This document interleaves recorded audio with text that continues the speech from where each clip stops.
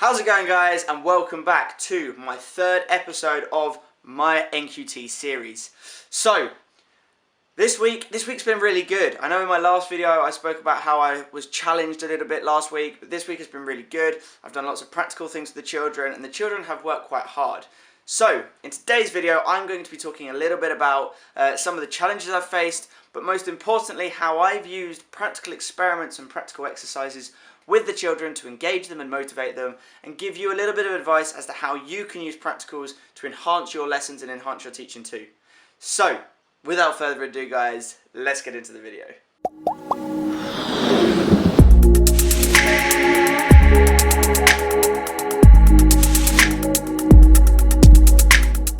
Okay guys, so let's start with the beginning of the week. The beginning of the week was really good. I had a couple of days where I had a few children off due to illness. I think especially around this time of year, and because they've just come back into school, the sickness bug gets passed around a little bit.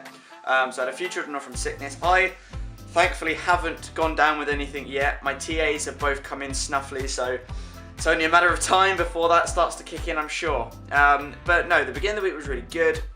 Had a few conversations with my head talking about how I feel I'm doing, and yeah, it was a good start to the week, so I can't complain. Now, one of the things that I did on Monday and Tuesday, which has been really helpful for me, is my school has a big emphasis on working walls. So in classrooms you obviously have your displays, and every teacher looks at displays in different ways. I've been in schools in the past when I was training that looked at it as being like a celebration of the children's work, and it was less about the children learning from it and more about looking up at the good work they've already done. But the school I'm at now has a lot of emphasis on working walls, so a wall that I can input in, that the children input on, and so when they're stuck in their work they can look up at whatever wall it might be that maths, literacy, or some of their foundation subjects, and they can sort of get some ideas, and it can help them. So they can self-teach and be a bit more independent. So I did a little bit of testing, making sure that the children were comfortable where they were at, so that I could then move them on. So taking some small slips of paper around, asking them questions, trying not to prompt them, because obviously I need to know where they're at and their understanding of the topics. And so those went on the wall. So that was one thing ticked. If you are a new teacher or you are a trainee, working walls are actually really helpful. You do have to kind of train your children into using them, because they will just end up ignoring the fact that there are things on the walls, and unless it's big, bright, and it's a picture, they do tend to like forget that there's helpful hints and there's things up on the wall. One of the most important things for the children is to start trying to be more independent learners. Obviously it does depend on the age of the children you're teaching. I'm in a year 3/4 class, so my children are starting to become a bit more independent with their learning. Obviously if you're year 1 and 2, not so much, but you can still put things on the wall that will help them, will be a visual reminder. And obviously year 5 and 6, plaster it up there, and they've got to try and use their resources in their classroom to get the answers. So yeah, generally speaking, Monday and Tuesday were good days. And then on Wednesday, it was my PPA day. Now, after my after school club on the Tuesday, I stayed in and I looked at some books and I marked some of my books, and my head said that I could have a bit more of a relaxed morning on the Wednesday, so I didn't get in until about 9:30, 10 o'clock, which was quite nice. And then Wednesday was an interesting day. So as an NQT, you have 20% non-contact time. So basically that equates to one whole day out of a week. That might equate to one whole day where they just give you a whole day to focus on NQT stuff, or they might take half a day here and half a day there. I've got Wednesday, partly because I have some NQT courses on Wednesdays as well, but I have the whole of Wednesday is taken up for my PPA time. So I'm not teaching the children on Wednesdays. I'm either in the upstairs office in the staff room, planning, trying to observe other teachers, and generally getting on top of my work. The interesting thing though is because I'm not in the classroom, we have support teachers coming in to cover. So the head teacher comes in the morning to sort of register the children and to take them through their spellings and their guided reading. We then have PE afterwards. We have a specific PE coordinator that comes in and teaches the children. And in the afternoon I've got a teacher, a very well qualified teacher, she's great, who comes in and teaches the RE side of the curriculum. And the children have very much got used to me and how I work and my expectations, and they behave, generally speaking, quite well for me. Yet on Wednesday, that all went completely out of the window. And so I wasn't there, and I came in the morning, and I've said this in previous videos, we have a behavioural system that goes red, orange, yellow, white, green, silver, gold. And like most of the children were in the yellows, the oranges, and there were even 4 children in the red. And so it was really interesting to see how the children responded to other teachers. Obviously these teachers are only in once a week, they don't have them frequently, and so they can probably feel like they can push their luck a little bit more. Now when children go into the red, it's because they've either consistently misbehaved or they've done one thing that deserves being on the red, such as like a physical altercation. But when they go into the red, as teachers, we then have to speak with their parents. The problem for me is that I kind of, not being in the classroom, not seeing what had happened, it was very difficult for me to know how to go about dealing with it. I spoke with the teachers and they handled it because they saw what happened, so they would have obviously spoken to the parents. But it was an interesting point that I then raised at the staff meeting that evening, because for me, like if I'm going to praise a child for their good behaviour, I want to talk about the behaviour that they did that elicited me giving them that gold. Equally, if they've done something bad that was essentially punished, or that they were spoken to about and they got down to red, when I speak to their parents, I want to be able to talk about what happened, why it could have happened, what they could have done to have prevented it from happening, and I couldn't do that because I didn't see it and I wasn't there. So if you're in a similar position, my advice is speak with your head, bring it up at staff meetings, and try and find some kind of protocol, if that happens, how to deal with it appropriately. Because I was kind of asked, oh, are you going to speak to the parents? And I was a bit like, about what? Like I wasn't there, I didn't see what happened. Like I have literally nothing to say to them. They got on red, they shouldn't have done what they did, but I don't know what they did, so I can't really give you any suggestions of how to deal with it. So if you're in a similar position, be open, start conversations with the other teachers in your head, and try to come up with some kind of protocol. So Wednesday evening, as I just said, we had a staff meeting. Nothing crazy came up, had some good discussions. We spoke a little about behaviour management. One of the things that I will advise you, and this has been advice I've been given myself, is when you first go into a school, they're going to be so used to talking about teacher stuff, and they obviously are going to be talking about the way that your school runs, that they might talk about certain things that you have absolutely no idea about. And in my experience, this happens, and I'm sort of sat there like, guys, what do you mean by that? What does that mean? What does that saying mean? What is that? Okay, so don't be afraid to ask questions, even if you think it will be silly. It might have been something that you've heard when you were training, and it's an abbreviation for something that's really obvious, but you've not heard it enough for you to remember it. So just ask questions, make sure you have a notepad, write these things down, and the sooner that you start doing that, the quicker you'll be up to speed, and you'll be then the person that's using those funky ABCs and DBF, whatever it is. So just ask questions. Okay, and then we come on to Thursday. Thursday was a good day. Thursday was my practical day, and it was a lot of fun. I was very impressed with my children. It was a lot of fun. So we started off in the morning. We moved on to informative text in literacy. So I had a pile. My sister a couple of years ago bought me a subscription to the BBC Wildlife magazines. So I had like a year's worth of those. Informative text laid out differently. They're magazines, so they're user friendly. Lots of pictures. Big hit with the children. So I dished them out. Each table had like 2 or 3 magazines each, just looking through them, and then we discussed, okay, well, what is the difference between these magazines and the book that you take home and read? And they were talking about pictures and titles and subtitles, and it was a really engaging lesson, and they also got to look through different texts. So don't be afraid to do that. If you're looking at things like timetables, okay, go down to the bus stop and pick up a load of bus timetables, or go and buy a load of cheap TV magazines. Obviously be careful of what's in the magazines, but go and get a load and throw them on tables and get them to look through and look at the programs and see how they're all laid out. I've done it before. I did it this week with my kids, and it's a hit, and they are really engaged looking through these magazines. So that's the first thing, and then we spoke about it, and then next week we're going to be going on to looking at producing our own informative texts, and they would have already seen an example, so they'll roughly know how they should look. And then in the afternoon, my TA, she you know you've come up with a good idea when your TA's eyes just roll in the back of their head and they kind of want to just turn away and sink into the darkness. So on Thursday, one of the things we're looking at in our foundation topic is landforms and settlements. And as part of settlements, we look at things like rivers, mountains, volcanoes, earthquakes, etc.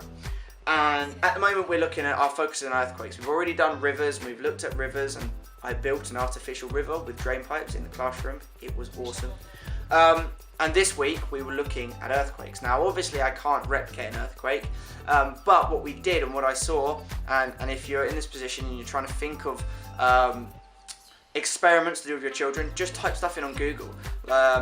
Things will pop up that will give you good ideas. And I did exactly that.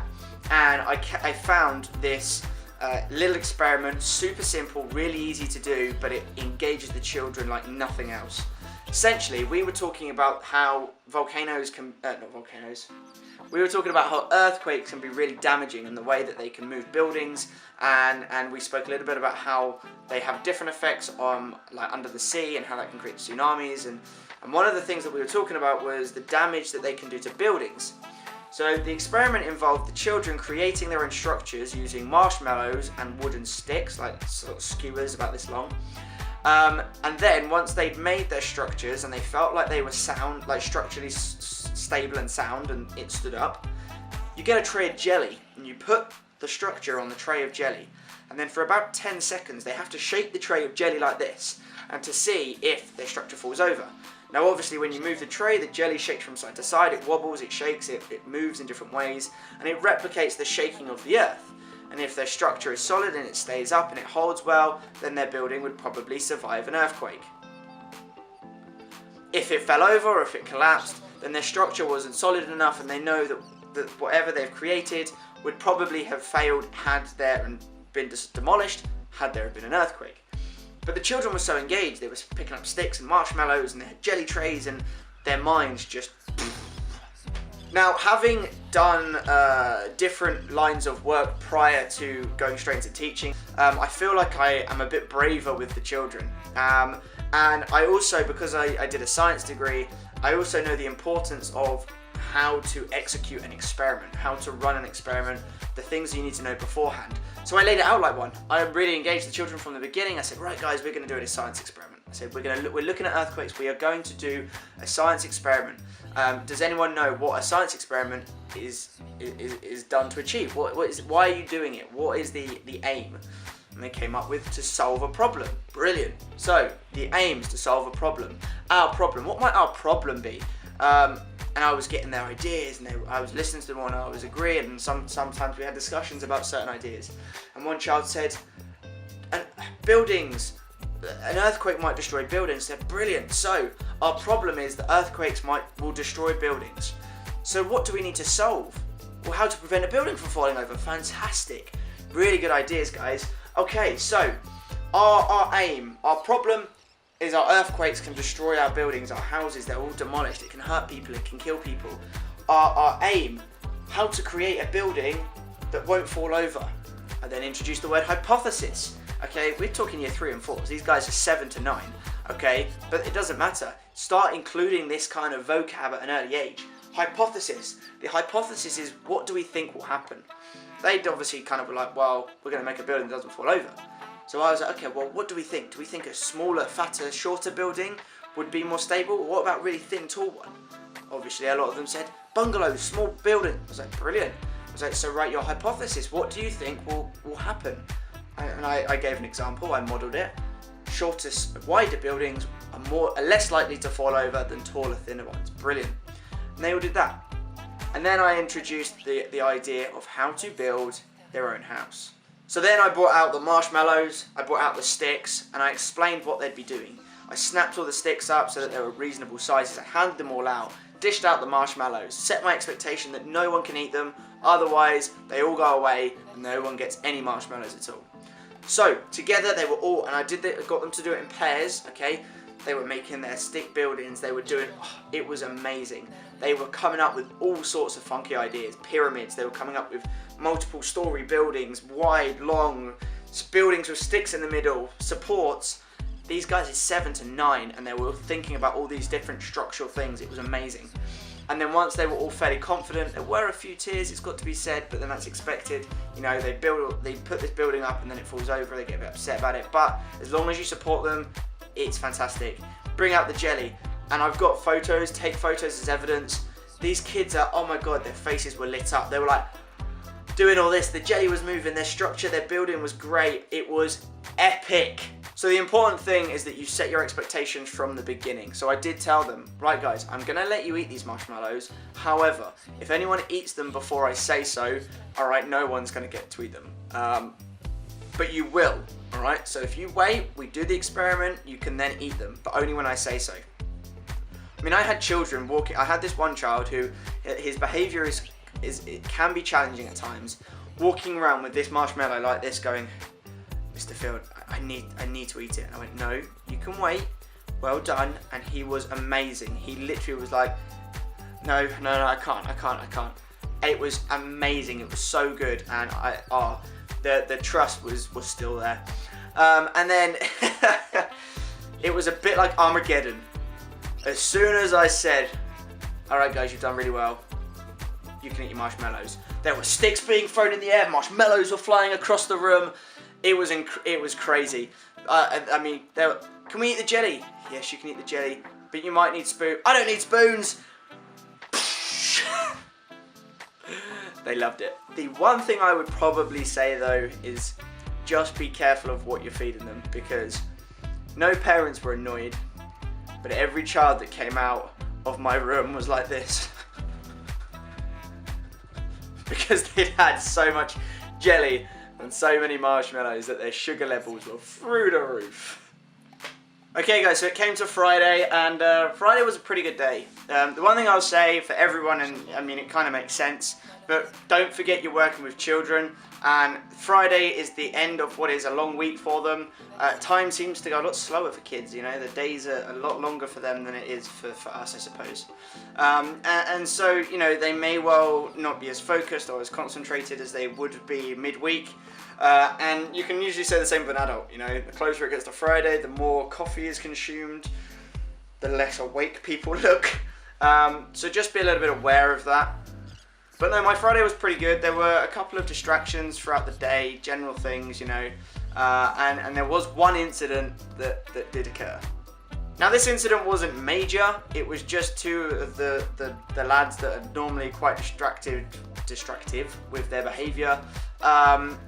They had basically, it was the end of the day, it was like coming up, it's about 2 o'clock, and they decided that they were going to run their hair under the tap and pretend to be rock stars.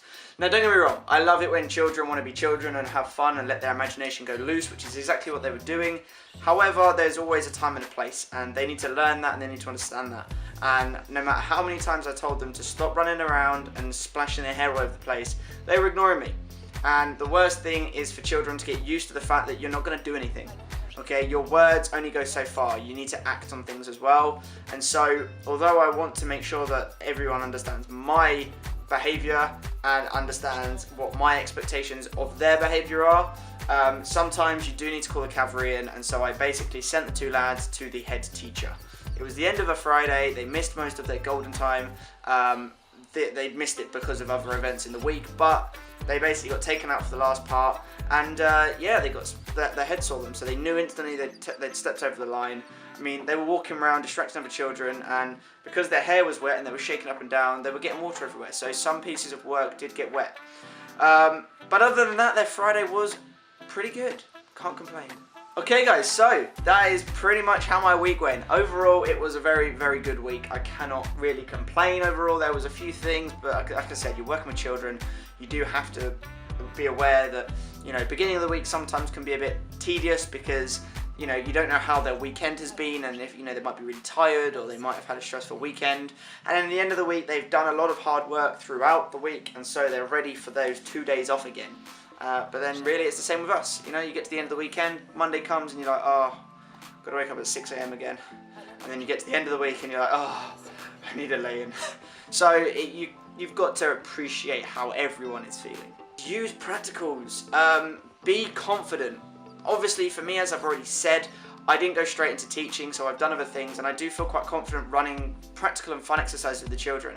It's a fantastic way of engaging them in a topic, and these children may never have experienced things like this before, and it's your job to give those children the opportunities and the experiences that will take them into their adult life. If you never engage children in practical activities, then they will never really understand what it is to be a scientist and to play around with like different, scientific experiments. They won't know what it is to be a performer and to act and to sing and to express themselves in that way. If you're doing painting things, they might not know what it is to be an artist and to play around with different textures and paints and different materials. So be brave with it. Go and, if needs be, look on Google. Google is fantastic. Look on Google and just, if you're like, I'd quite like an experiment for poetry, go online and just type in poetry experiments or poetry practicals, and you'll find some really good ideas, and it will 9 times out of 10 will translate into what it is that you're teaching. So be brave, because it's your job to encourage the children, motivate them. And as I said, the experiment that I did with them with the marshmallows and the earthquake stuff, I now have pictures up around my classroom of the children just with pure joy on their face, looking motivated and looking like they were learning in a really, really fun and effective way. Okay guys, so that wraps up today's video. Episode number 3. We're doing well, feeling confident. As a slight side note, my NQT stuff has started to come through now, and I know that my first observation is next Thursday. So I'm quite apprehensive, I'm a little bit nervous. Well, I say I'm nervous. All I need to know is, and this is advice for you guys as well, is just remember your job is to teach, not to worry about what other people are looking at you for. Okay, your focus should be on the children, not on the head teacher or principal or whoever it is sat in the corner watching you. So try and think about creative ways of engaging the children, because obviously that'll be better for them as well as for you. But yeah, so I've got my first observation on Thursday.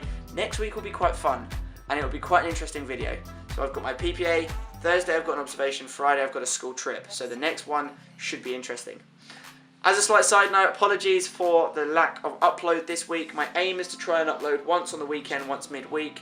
Unfortunately I didn't get the time to this week, so I do apologise for that, but I will endeavour to do that this week, so you should hopefully get a midweek video this week. Right, if you enjoyed the video, please hit that like button.